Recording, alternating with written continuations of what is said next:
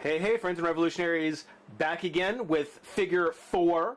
Actually says Figure 4, so we're on track for the DC Universe Wave 5, the Metallo Wave, and we're getting a look at the last son of Krypton, otherwise known as the Eradicator.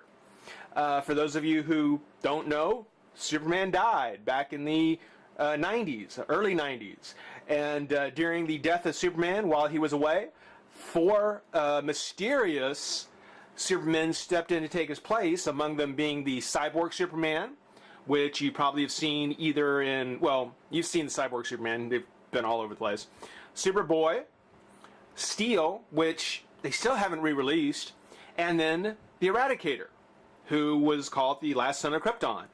Now, for a long time, he was just known as the last son of Krypton when he was first revealed.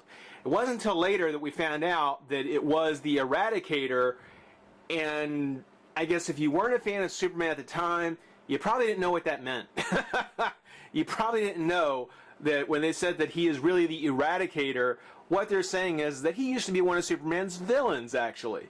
Actually, the Eradicator is, and I won't talk too long about it, I promise, but he was much more like what Brainiac was portrayed in during the animated series than I think Brainiac really was. The story on his bio, just because I want to do this, because it's actually very interesting. The Eradicator, I think, is a great character. There's no doubt that this was the version of the Eradicator we would eventually see, but he's a really, really cool character. I'm glad he was re-released. But on his bio it says, the Eradicator's sole mission is to preserve Kryptonian culture above all others. But he was basically a machine. He was like I think I saw there's a picture of him as like just a sphere, like a missile sort of thing, and he didn't really have humanoid form until the death of Superman. It says, after Superman's death at the hands of Doomsday, the Eradicator's program allowed it to temporarily take Superman's form and help bring him back to life. Now, he was actually probably the more Superman, the one that I think most people kind of thought this was going to be Superman, just once he gets his clothes back. but yeah, he was a lot more brutal, he was basically like a killing machine. He was more of a anti-Superman, if you will. And I think that when he kind of got with Steel and came to realize that, wait a minute, I can't do this, I can't do it this way, everybody kind of thought Superman was kind of coming back. And it was like, no, they gave you a twist and said that he is actually the Eradicator, and just turns out to help Superman this time, because protecting Kryptonian life is what he does. It's a good twist. It was a good twist. It's just you really had to know who the character was to understand and appreciate, what it all meant. In addition to sharing the same superpowers as Superman, the Eradicator is able to manipulate all manner of energy, making him more than a match for even the Man of Steel. So, it's something where I wish the bio would tell a little bit more about the Eradicator, other than this, because this is just on the surface. This is just surface story. There is a lot about the Eradicator that just makes him so cool. And again, putting him in Wave 5, considering, for no other reason than because he's one of the 4 Reign of the Superman characters, was just unfair. It was just so unfair to put him in there. I'm so glad that Matty made the effort to re-release this set, because I was desperate for the Eradicator. I really wanted to see him, either single-carded or in a 2-pack with Steel. I'm glad the Eradicator is back. Packaging is the same of all the other DC Universe Wave 5 figures. He does come with the left arm of Metallo, so left arm with the Eradicator, right arm Atom, right leg Amazo, left leg Black Lightning, and then the Riddler for the torso. First appearance, Action Comics Annual number 2, 1989. Thus, real name Dr. David Connor, occupation the Kryptonian artifact.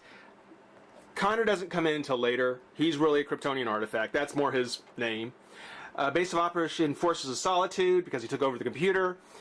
Special abilities flight, super strength, heat vision, and invulnerability. Pretty much on par with Superman. So that's a real rush job on the Eradicator story. Again, such a cool character, needs so much more said, but I'm not going to do it all here. Let's pop Mad Pack and have some fun. Be right back. All right, with the last Son of Krypton now open and out of the pack, let's take a look. Let's see how he turned out. I really think that that by calling him the last Son of Krypton, by making him kind of the, at least on the surface, the more Superman looking, the most Superman looking among the four Reign of Superman characters. Yeah, I think that they really were making sure that everybody was going to follow this guy to carry us through the story of Superman's return. Which, you know, considering, like I said, with Superboy, they were really going through to try and kind of redefine Superman. You know, they were at least that was the media line. You know, we're trying to reinvent Superman for, you know, the new millennia, and then they ended up going back to the original Superman, which was right. You know, Superman just needed to get a little more attention again. It was basically publicity, but you know, considering that their story was we're trying to look for a new style for Superman. I like the Eradicator's look even more now because, you know, when you look at Kryptonian outfits, you know, the look of the one stripe of color going down the middle of the outfit, it's a very Kryptonian kind of look. And seeing it on the Eradicator here, especially now again that I'm older and, you know, been watching more of it and seeing more of it, I really do appreciate it. I like that. I like the fact that he has a more Kryptonian kind of costume. I am a little disappointed, as I mentioned with Black Lightning, that his visor, which was originally intended to be a translucent yellow, just turned out to be this solid gold color. You know, it's something where it does the job. It gives you the idea of what he was supposed to look like, but, you know, you can actually tell underneath that it should have been translucent because he actually has those red eyes. You know, the whole idea was that his eyes are a little more sensitive to the yellow light, so he had to wear a yellow visor to filter it out. A la Scott Summers, you know. But for the most part, I mean, he is really basically just a Superman. I think the body may be a little bit smaller than Superman. I think this might be a slightly smaller base body. But it is just a regular Superman head with the goggles affixed on there. A little crooked, actually. The cape, now, one thing I love, and I know that people have mixed feelings about the cape, I like it. I like the design on the cape. I did originally, I love it now. The one thing I did notice going back, oops, excuse me, is that his shield, the Superman shield on the Eradicator from the comics was huge. I mean, it went from shoulder to shoulder. Here it's smaller, it's more in scale with the way, you know, the classic Superman shield size-wise would be. On the comic, it should have been a lot bigger. I tend to wonder what they would have done if they had made this bigger, how it would have come out. It looked cool in the comics, but on a 3D action figure, it might have been a little goofy. So, you know, I still love the shield. I always love when the cape comes off the corners of the shield. To me, that just looks so right for Superman, for the cape to come off the corners of the shield. I like that look. For anybody who doesn't, blame me. People like me. We like that. He had a very big look, a big billowy look from the comic.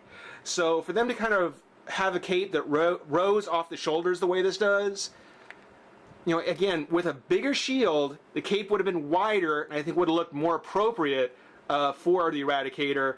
But for what they're working with, and the fact that this was going to be just rehashing old molds, I guess this is okay. I mean, it does the job fine, gives you the idea. But a bigger shield, bigger cape, that would have been a little bit more, a little truer to the character. And this is all one piece. The cape and shield's all one piece. So for anybody who's better at sculpting than I am, you know, you could literally just unpeg it from the back here and make your own.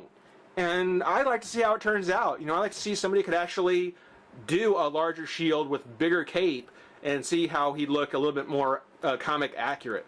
Here, it looks a little tiny. It looks a little small, especially just looking at at some of the pictures recently. But same kind of Mattel cape, kind of a firmer plastic than some of the other ones have, but you know, not completely stiff, not too bad.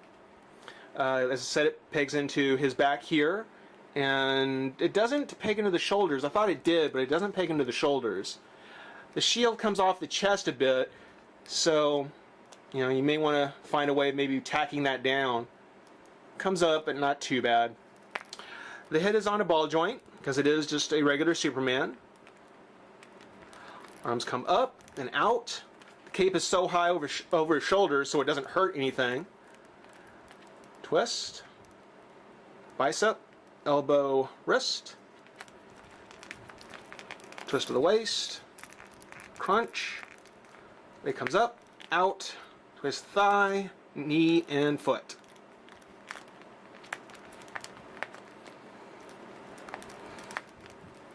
So even though I can now sit here and line up Superman, Doomsday, the three Superman that have been out, the regenerated Superman, and then another classic Superman, still missing Steel, so I won't. I can't wait for the day that I can line up the reign of Superman, everything from the original Superman to his return to his classic version, and do the whole lineup. When Steel gets released, I will. Maybe he'll be in a wave if they do a Build-A-Figure of Doomsday. The one they've got out is nice, but a Build-A-Figure version would be nicer. He does come with the, speaking of Build-A-Figures, the left arm of Metallo. As I mentioned, very, very nice. I love the metallic colors. The copper, kind of metallic blue against the gray. He is going to be a lot of fun to see put together.